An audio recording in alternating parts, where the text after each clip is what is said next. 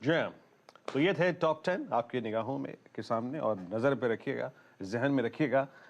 Anuj, good morning. It's 17438। कल wall street की rally, Nasdaq की स्ट्रॉन्ग प्राइस परफॉर्मेंस। आज फॉरेक्स मार्केट में रुपये को एक कंफर्ट। एसजीएक्स निफ्टी ऊपर था, प्री ओपन आपको अगर आप देखें 438 पे लेके आया है। अनुज, कैसे रहेगी अप्रोच आज की? Viren, good morning. और देखिए, अप्रोच तो बहुत सिंपल है। पिछले 3-4 दिन से जो बात हो रही थी कि लॉन्ग्स के सौदे हैं, तो आज 17,450 से 500 आपके लिए वो परफेक्ट जोन है जिसमें आप मुनाफा वसूली करिए। देखिए, एक सिंपल रिस्क रिवॉर्ड ट्रेड है। 17,491 पर आपकी 50 डे मूविंग एवरेज है। फ्रेश ट्रेड अगर आपको करनी है तो वो फोमो फैक्टर में ना आए। 17,450 से 500 रिस्क रिवॉर्ड वाइज आपके लिए फेवरेबल नहीं है फ्रेश बाय करने के लिए। जैसा मैं कह रहा हूँ, आपको लॉन्ग होना चाहिए था। पिछले 3-4 दिन से हम लगातार बात भी कर रहे थे उसकी, स्पेशली बैंक निफ्टी में। तो अगर आप निफ्टी में लेकिन लॉन्ग है तो 17,450 से 500 में एक बार प्रॉफिट बुक करिए, या हाफ प्रॉफिट बुक करिए, हाफ को ट्रेल करिए।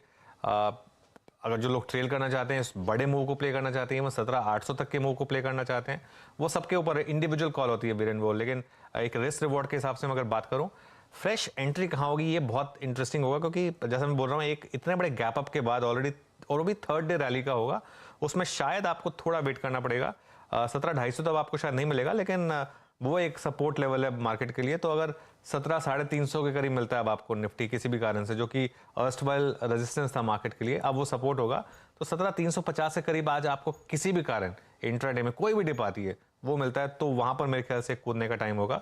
बैंक निफ्टी बहुत इंटरेस्टिंग होने वाला है, क्योंकि हम 40,000 के ऊपर खुलेंगे। कल बैंक निफ्टी पर बात भी हो रही थी कि शायद मंथली ऑप्शन बैंक निफ्टी का काफी जबरदस्त आपको ट्रेड देगा। वो 1% के करीब अगर ऊपर खुलता है 40,250 के करीब, तो 40,500 पर इकलौता कॉल राइटर खड़ा है। उससे पहले ज्यादा है नहीं कॉल राइटिंग।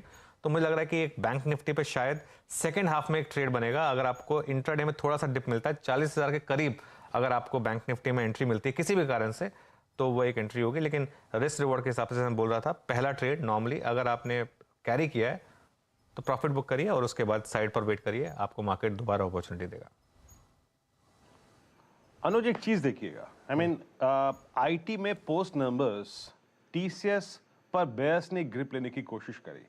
आई मीन जो मेरे स्क्रीन पे प्राइस है pre open it's 3150 for TCS. That means आप रिजल्ट डे के हाई के ऊपर खुलेंगे, उस ट्रैजेक्टरी को आप पार कर जाएंगे above 50 day exponential moving average. और इनफैक्ट परसों का हाई काट के निफ्टी आईटी खुलेगा। ऐसे में अनुज, निफ्टी आईटी पर क्या व्यू होगा? बहुत इंटरेस्टिंग बात है वीरेन, निफ्टी आईटी पर। निफ्टी आईटी में आप देखिए 2-3 बार से एक्चुअली कोशिश कर रहा है ये 50 डे एक्सपोनेंशियल मूविंग एवरेज, जिसके आप लगातार बात कर रहे हैं, इसको क्रॉस करने की। 50 डे सिंपल मूविंग एवरेज भी यहीं प्लेस्ड है मेरे ख्याल से। निफ्टी आईटी के लिए अगर आप जो इंडेक्स लेवल टू वॉच है वो है 29,100।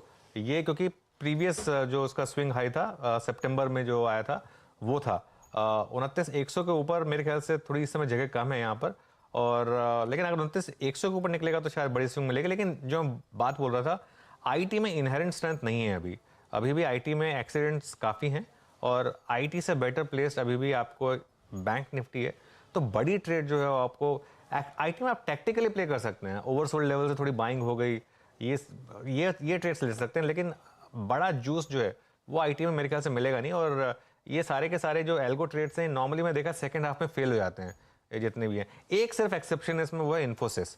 इन्फोसिस एक अकेला स्टॉक है जो टुवर्ड्स 200 डे मूविंग एवरेज जाने की कोशिश कर सकता है, जो कि करीब करीब 1600 पे प्लेस्ड है इसका। इसमें रिलेटिव स्ट्रेंथ है। अगर आप कंपेयर करेंगे इसको टीसीएस से या विप्रो से या एचसीएल टेक किसी भी स्टॉक से कंपेयर करेंगे, इन्फोसिस में एक रिलेटिव स्ट्रेंथ है, और उसका कारण भी है। लेकिन बाकी स्टॉक से मुझे अभी भी लग रहा है कि एक बेयर मार्केट रैली है, और बेयर मार्केट रैलीज में जो लोग खेल सकते हैं उसको अच्छे से वो खेलें, लेकिन अदरवाइज थोड़ी प्रॉब्लम आ सकती है हाई लेवल पर। जी एग्जैक्टली, मैं इन्फोसिस का चार्ट खोल के बैठा था अनुज, और